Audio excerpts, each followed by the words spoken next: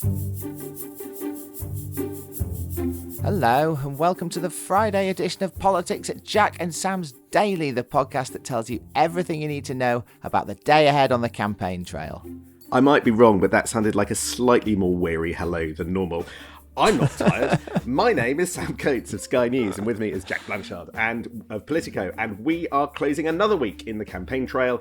It's day 23 of this election, and there are 20 days left to go, and I have woken up in my own bed for only the second time this week. Blimey, and that probably sounds a lot more exciting than it actually is, unless you think Holiday Inn in Grimsby is an exciting prospect. Holiday Inn Express. Holiday Inn Express, let's get it right. It's been a long old week, but it's ending on an exciting note, Sam. I have to say, the poll that dropped from YouGov last night has electrified the campaign, so we'll talk about that as one of the big three things that is happening today. There's not a lot else happening today. None of the party leaders are on the campaign trail, are they? And the battle buses aren't kicking around. But Rishi Sunak is at the G7 and he's going to have to give a press conference. He's going to have to talk about that poll. We've got Labour out selling their manifesto and how that landed. So we'll talk about that as a second thing. Keir Starmer, most importantly, being on a big BBC interview tonight. And we'll talk about the Lib Dems briefly as well, because they're out in the Blue Wall and they seem to be having quite a moment as well.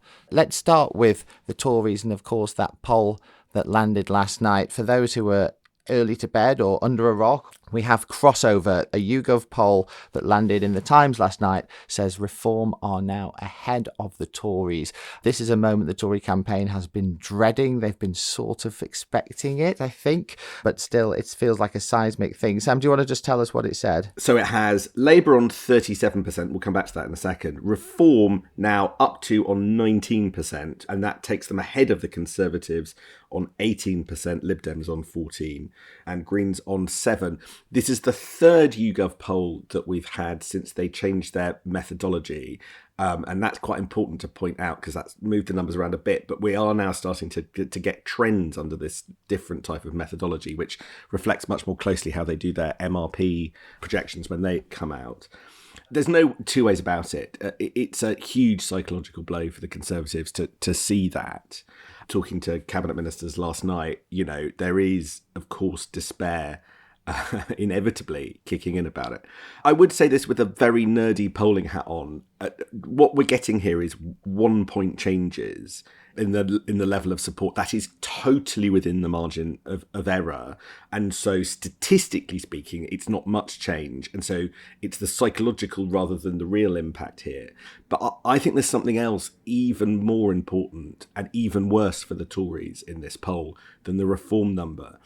It's that this is a poll that was done on Wednesday and Thursday. In other words, after the Tory manifesto launch. And what we are not seeing, Jack, is any swell in support for the Tories off the back of that kitchen sink manifesto. And I think, for my money, that's actually the more important thing here, the thing that really should make Conservatives worry. You do get bounces off the back of not just what's in a manifesto, but the amount of coverage it gets. Just look at what happened with the Lib Dems earlier this week. That isn't happening for the Tories. That's a problem. It's an enormous problem. You know, when we go back to when we started doing these daily podcasts and we were talking about why the Tories decided to go with this snap election, taking you and I and many other people by surprise, the primary reason was, well, one of the but maybe two primary reasons was they felt they just weren't getting listened to by the country when they were announcing big policies. And the theory inside CCHQ, and it seemed plausible at the time, was that, well, look, let's go to the country, we'll go to the polls, we'll call an election, and people will have to start paying attention to our great, wonderful policy announcements.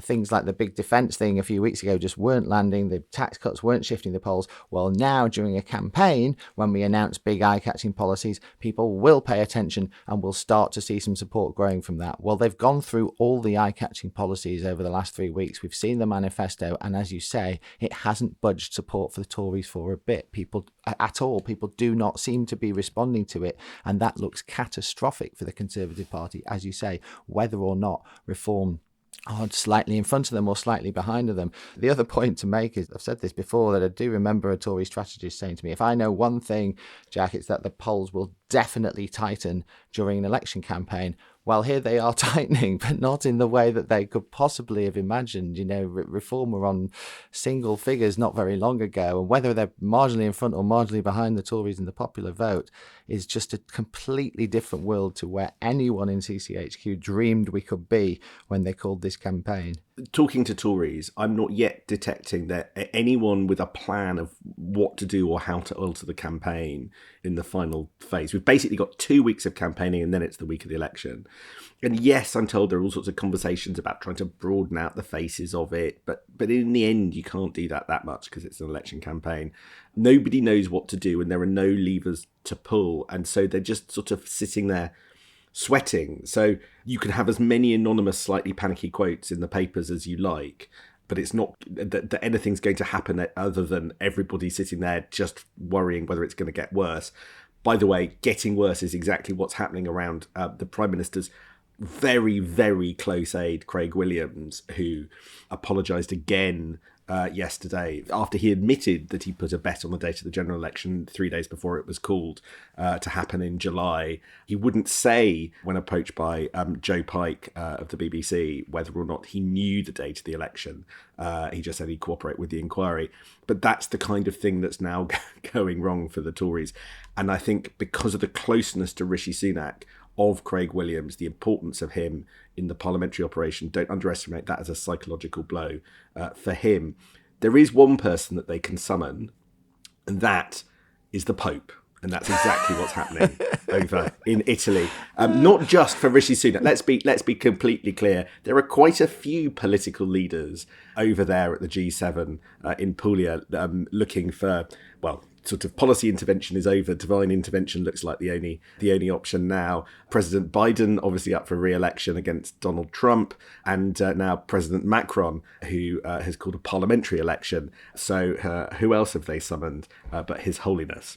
Yeah, Rishi Sunak not having the best of trips so far. Those really awkward pictures with his mate Giorgia Meloni. There have been questions about whether he's been snubbed. No one's had a bilateral meeting with him yet. Is that because he's a lame duck on his way out in a couple of weeks? Hard to say. And now, the second day of the summit at the G7, he's got a sit-down interview with all the press pack there, and then he's got a big press conference this evening, and all the questions are going to be about reform and why he's doing so badly in the polls. He's out there. The idea, I'm sure CCHQ would have thought, is make him look statesman-like on the world stage with the world leaders. That's where he belongs. Instead, the questions are going to be about reform and probably about D-Day again for the 8th day as well, I would imagine. So that's very tricky stuff. Let's just talk briefly about reform as well, Sam, because I do think now that this moment has happened, and they're at least by one poll, and we will hear that phrase a lot today, it's only one poll from Rishi Sunak and others, I do think that does mean that more scrutiny will start to come upon Nigel Farage. This is not exactly a party with a carefully costed, dreamed up manifesto, I would suggest. I think they're launching their manifesto next week, and I do think people will start to take reform a bit more seriously now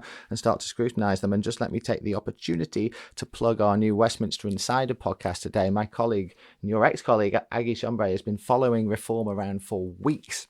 We've got a big documentary about reform with interviews with Farage and Tyson and all the rest, and it does give you a bit more of an idea of what this startup party, which now appears to be second in the polls, is actually all about. That's right. And I just want to say something about the timing of this election in relation to what, this could be a peak of reform, or they might trend down after this when they launch their manifesto. That's not a manifesto on Monday.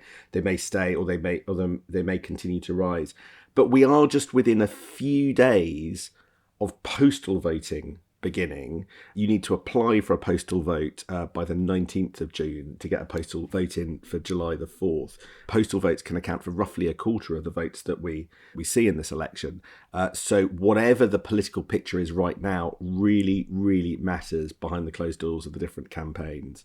It's worth bearing that in mind in terms of what you're seeing now isn't going to be completely forgotten in terms of reflecting how people vote, because voting is about to begin. Let's talk about the Labour Party, Sam, because that YouGov poll has actually Labour Party down in the polls, not up in the polls, and it's not the first one that has shown that. That they'll be not entirely thrilled to see that, I'm sure, although mainly I think Labour will spend the day scouring the papers and trying to figure out the reaction to their manifesto, which I would say has been pretty sceptical across the board about Keir Starmer's claim that we can go for growth and that will solve all the nation's problems. It doesn't feel like there's anything that's come out from the manifesto that's going to land a killer blow for Labour, but it's two factors that they'll certainly be worried about: the manifesto scepticism and also that poll lead starting to slip. What's been happening to the Labour number in the YouGov poll is quite interesting. In the 3 polls that we've had since they changed their methodology, the Labour share of the vote has gone from 40 just over a week ago to 37%. Now, again, that's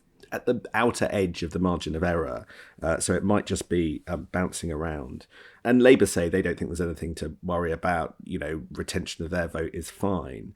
But when you look under the bonnet of the Labour poll and you compare just the most recent and the first polls under the new methodology, you see that Labour is losing some of the voters that they had in their coalition in 2019. So of people who voted Labour when Jeremy Corbyn was leader, back just over a week ago, 79% were going to vote for Labour again at this election. Now that figure is 71%. That's a noticeable drop, and I don't know whether it's reflective of something bigger, but it's essentially about, can Labour retain its core vote and can Labour retain the left?